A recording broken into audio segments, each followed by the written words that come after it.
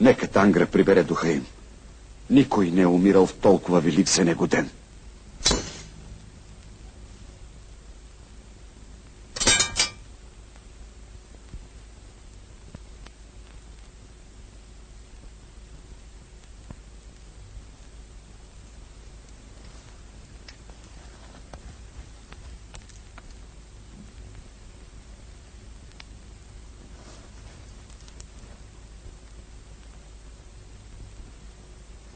Тази пръст от Велика България ще остане тук завинаги.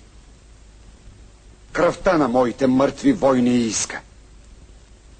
Люде! Преди години великият хан Кубрат повели българите да намерят нова родина. Вие изпълнихте неговата воля.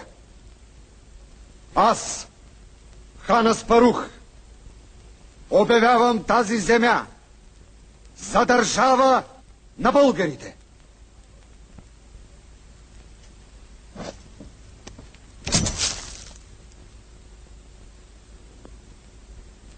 И нека тези, които идват след нас и носят нашето име, и обичат, и пазят. Казах.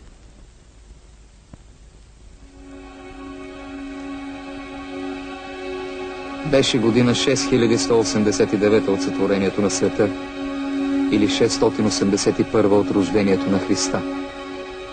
2 месеца по-късно императорът на Византия подписа договор с българите и се задължи да им плаща дан.